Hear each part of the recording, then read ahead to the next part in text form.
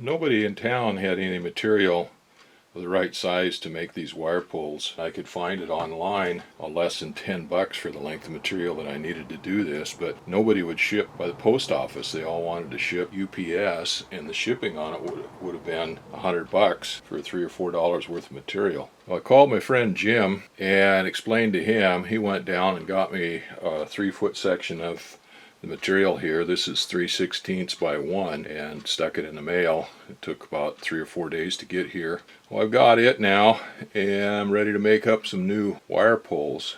Now, this is the old wire pull here, or one of them, and I had it on the airplane so I could get an idea of what I needed on it. These here are about 5 inches long, so if I make this 7 inches long on each side, that should make them long enough for me.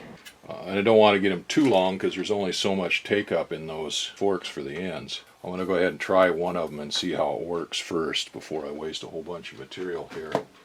Well, anyway, I've got this set up here and measured out. I'm going to take my Armstrong Power hacksaw and cut a section of this off.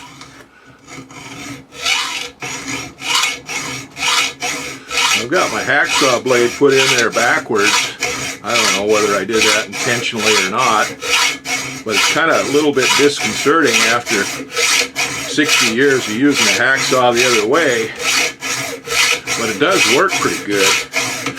You're cutting on the pull stroke instead of the push stroke. I'll finish getting this cut out, measure out the distance my holes are from the end, and bend that, and then I'm going to go try it out. I'll take my CNC milling machine and true up the ends of that. Take the burrs off. I've got a pilot hole drilled in one end of this bar already. I don't know what size drill bit that is. I just grabbed one off the shelf that looked about the right size, and just a good pilot hole for a 3/8 inch bit. Alright, now I'll go find a sharp 3/8 inch drill bit and go ahead and drill those holes out to 3/8. Well, this one is bent at the same angle, almost exactly the same way as this one here. So close you can't hardly tell them apart, except this one doesn't have any pits in it. So I'm going to run a reamer down through those holes to make sure that I got them good and round. I got the first wire pull mounted up there. Checking on it now. I put that one in the right side. I was having a hard time getting it measured in there to see exactly how long I needed a new wire pull. The airplane wouldn't stay steady. I was measuring off of the tie-down rings off of the wing struts. I was running it over there to the bolt where that front strut attaches to the float attach fitting there, and that pulled that airplane down closer to where it's square. When I measure it now, I'm within a 1/16 to 1/8 of an inch from one tie-down to the bolt on the right wing to the tie down to the bolt on the left wing. So my calculations on those wire pulls were correct. 2 inches long is just perfect for those. So I'll go ahead and make one here now for the left side, get it set up, and then I've got to do the same thing for the ones on the back. The front 2 wire pulls are fitted up, measured them out, got them all cut out, fitted them, and I took them over, sandblasted them to get the mill scale and stuff off of them down to nice bright shiny metal, and powder coated them with a coat of corrosion resistant primer and then a coat of the light gray finish coat on top of that. Got the bolts that to go down through the spreader bars put in and tightened down. I still need to torque them down, but everything is all hooked up there on the front. I did a preliminary adjustment on them, just running a tape from the tie-down ring on the wing down to these attachment bolts where the struts attach to the float, the front struts attached to the float on both sides, and got them adjusted down to where they're pretty darn close. It's just about right on there.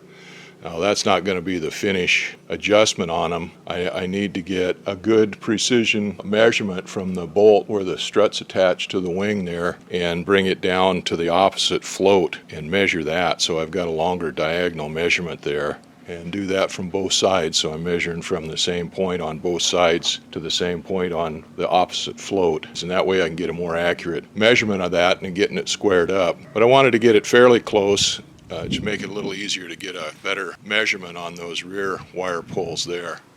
So both pairs of wire pulls are all finished, made up, and installed now, and they're looking pretty good.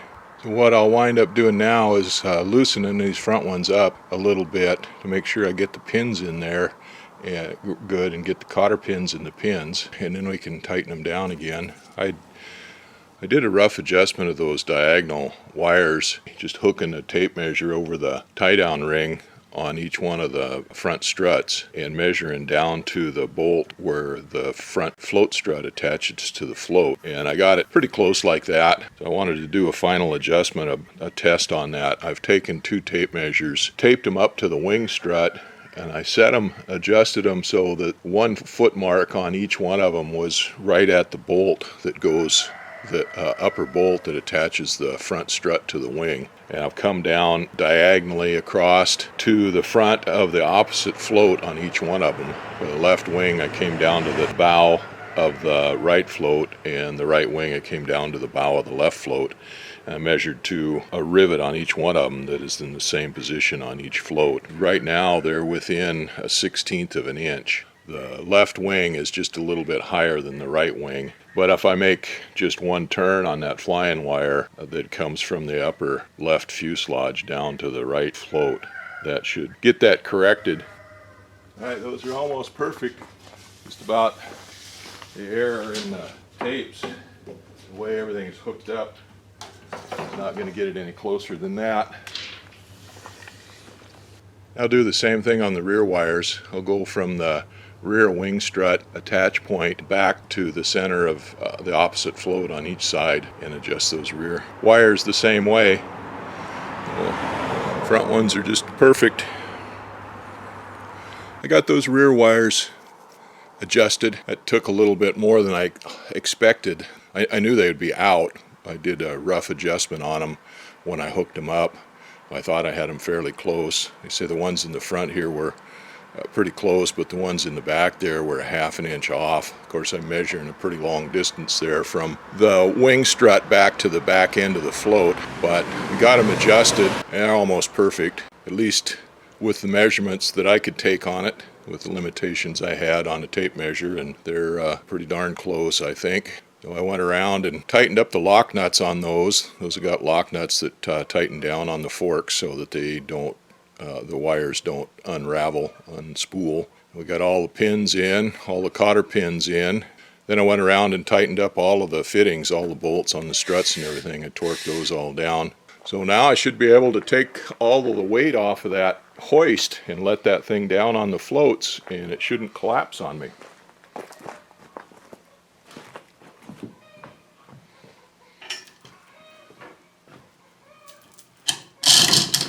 Okay, there we go. All of the weight is off of the hoist. All of the weight is down on the airplane, and it's sitting pretty steady. It didn't get cattywampus at all. It shouldn't have, but you never know. Expect the worst and hope for the best. Anyway, that looks good. I can take that hoist off of there now and put it back up in the rafters there and get it out of the way. Well, the floats are all attached now. Finally, the airplane and the floats are one piece. I've got the steering cables on the water rudders pretty much hooked up, and I started working on the retract cable there. That's the next thing. I'll finish that retract cable up, and that pretty much finishes up the floats. There's a couple other little things to do. I got to mount the paddle bracket and put the pump out hoses in the compartments. This airplane will be done.